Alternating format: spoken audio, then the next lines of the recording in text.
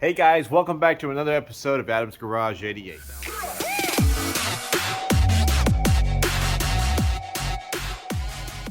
Alright guys, so let's walk through some of the things that I've done to the car since the last video that you've seen.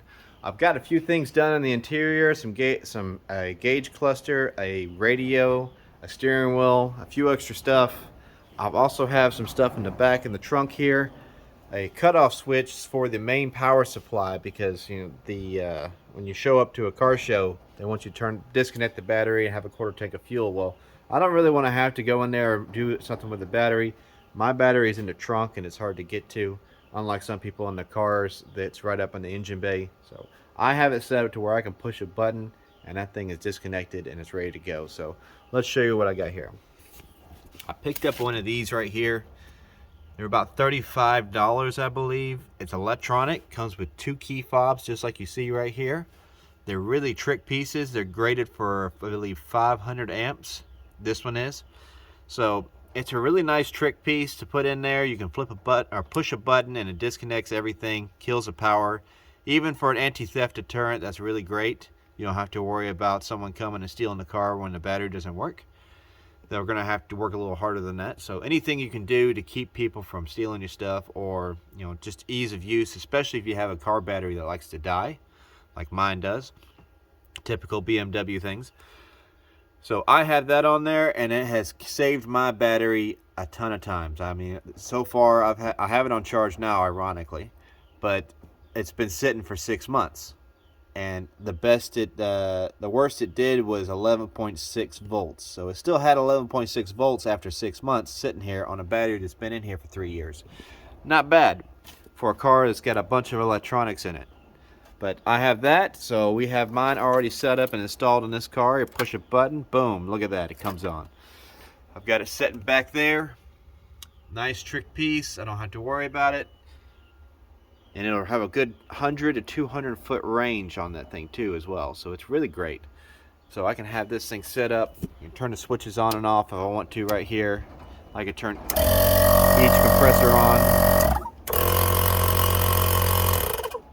So it's really great that I have that on there, which is a nice piece saver for this thing. But you can turn it on, turn it off, turn it on, turn it off. Really cool.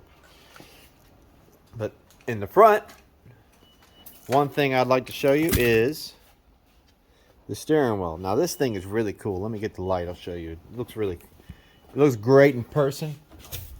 It's hard to tell over the phone, but look at that. It's beautiful. That is crushed or forged carbon fiber with red inlay, lots of red inlay in it. I really like it. It's beautiful. Once I get this thing all nice and cleaned up, because it's a little dirty right now, as you can see, it's been sitting in the car for a while. Once I get this thing cleaned up, it's going to look really good. That is Alcantara suede with white stitching, forged carbon with red flake inlay on a BMW E46 M3 steering wheel. So the controls still work the same because the steering wheel is actually the same as the X5 original one with the same controls on both sides. So there is no difference. It actually works just like the factory one does with the radio. As you can see there, I have a different radio. Let me turn this off. Sit in the car.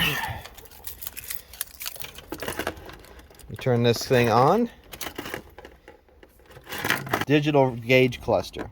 I have a nice ID 4Motion digital gauge cluster that you see here. To come on. It's got my name in it. You can have that done to anything you want. That's just tell them what you want and they'll have it taken care of for you. The ID 4Motion makes this radio. I keep saying radio. It makes this gauge cluster. So it's a really nice piece. You can have several different themes if you want. You can have this little keypad right here. We'll change them up for you if you want to. You can adjust it to what you want. You can have manual, automatic. This one I'm going to do a manual conversion to it, so I'll be able to change it over to a manual. Right now it's an automatic. You can have different themes. I chose this style theme, so it's really nice, really cool. It's almost almost a nostalgic looking to the original one with a little bit of a twist to it. And the radio I have, it's just a I don't remember what brand I chose, but I chose a radio that I liked because it makes several different versions. I like this one right here to go with it. It has Apple and Android CarPlay in it. It's got navigation and everything works in it. I wanted everything to work in it. It's got backup cameras. I have also a backup camera in this as well. So let me put this thing in reverse, like I did now. The radio or the reverse comes on.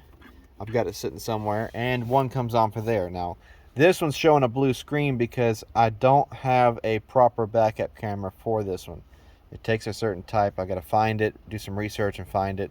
I'm working with ID4 Motion to get that figured out so that I can put one for the front of the car, because I want to have one for the back and one for the front, so when I'm driving, when I'm backing up, I can also see what's going on in front of me.